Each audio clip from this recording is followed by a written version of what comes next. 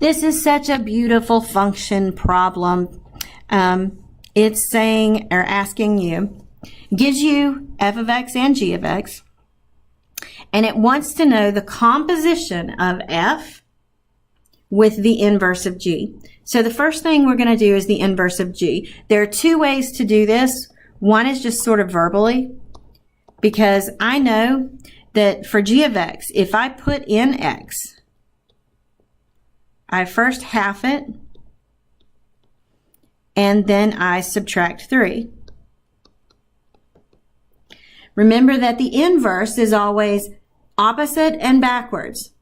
So basically, if I put in x for the inverse, I would add 3, and instead of half, I would double, and that would give me the inverse. So if I do x plus 3, and then I double that result, that would be 2 times the quantity x plus 3. That is g inverse of x. All right, but I'm going to show you that we've kind of, depending on how you kind of think of things, you may think of things more analytically and kind of process driven. So remember that if you've got g of this function here, g of x equals 1/2 x minus 3, if, and keep in mind that g of x is another way of saying y, reverse your x's and y's. So where y is, put x, and where x is, put y. Now you just resolve for y. So I'm going to add 3 to both sides, and I've got x plus 3 equals 1/2 y. Now multiply both sides by 2 to get rid of the 1/2, and you have that y is equal to 2 times the quantity x plus 3, which you could distribute if you wanted to, and I don't know if they did, but y would be 2x plus 6, which means this is g inverse of x.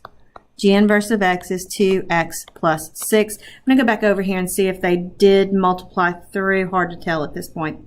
Okay, so what they're wanting you to do is take f of x. Okay, so f of x, and I know that I start with that because f of x is on the outside. F of x has eaten g inverse of x. So if you take f of x, okay, and what you're going to do is write the function without the input, okay, without the x. Then, no intent to make this sound gross, but you kind of impregnate with g inverse of x in that space. Okay, g inverse of x is 2x plus 6. That's your input. And now you simplify. So f of x is equal to, well, 2x minus, or plus 6 minus 6 is just 2x. Quantity squared, which they may have applied the squared to both, and that would be 4x squared. And so that answer is B.